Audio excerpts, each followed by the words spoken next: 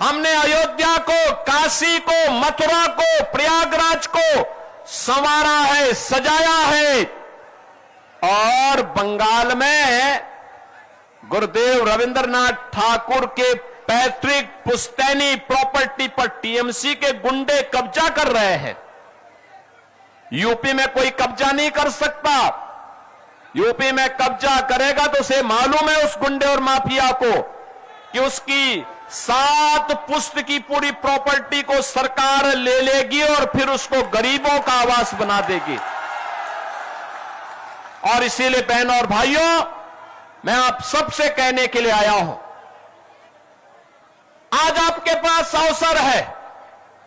अभी कल पहले चरण के चुनाव होने हैं और जो मैंने बंगाल के अंदर बहार देखी है, वर्तमान में जो उत्साह देखा है, परिवर्तन के प्रति जो एक लोगों के मन में एक हृदय की उद्गार देखने को मिला है, मैं कह सकता हूं पहले चरण के होने वाले चुनाव में 80% सीटें भारतीय जनता पार्टी जीतने जा रही है। और मैं कह सकता हूं जब 4 मई को परिणाम आएंगे तो बंगाल के अंदर भगवा ध्वज लहराया जाएगा। बंगाल का अंधकार समाप्त होगा। बंगाल फिर से सोनार बांग्ला बन करके अपनी इस पहचान को आगे बढ़ाएगा।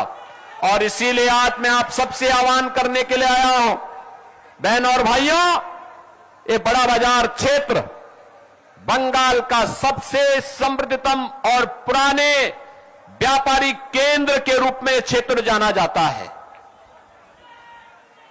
यहां की अपनी पहचान है। इसने केवल व्यापार ही नहीं किया है, साहित्य के लिए, कला के लिए, सांस्कृतिक परंपरा के लिए और पौराणिक कालीबाड़ी मंदिर के लिए भी यह क्षेत्र जाना जाता है।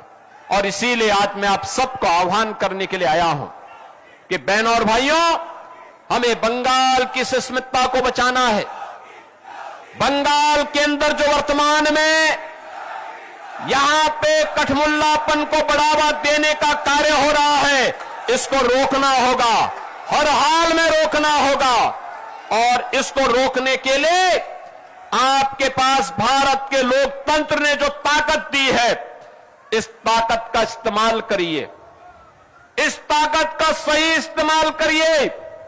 याद करिए, इसी बंगाल की धरा पर डॉक्टर श्यामा प्रसाद मुखर्जी का जन्म हुआ था और डॉक्टर श्यामा प्रसाद मुखर्जी ने आजाद भारत में एक नारा दिया था, एक देश में 2 प्रधान, 2 विधान, 2 निशान नहीं चलेंगे, नहीं चलेंगे।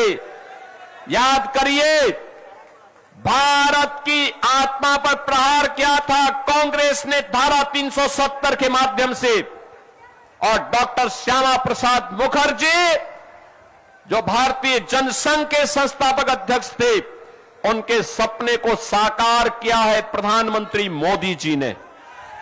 प्रधानमंत्री मोदी जी ने साकार किया है।